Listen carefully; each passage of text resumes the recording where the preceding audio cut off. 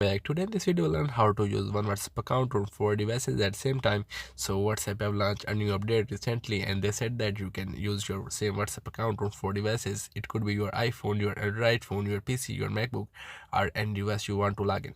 So I will told you how to exactly do that. So after opening your WhatsApp mobile application, after the name you can see here's the QR code. You have to open that QR code on the device you want to share your WhatsApp, and you have to open that scan mode from the other device you want to log in.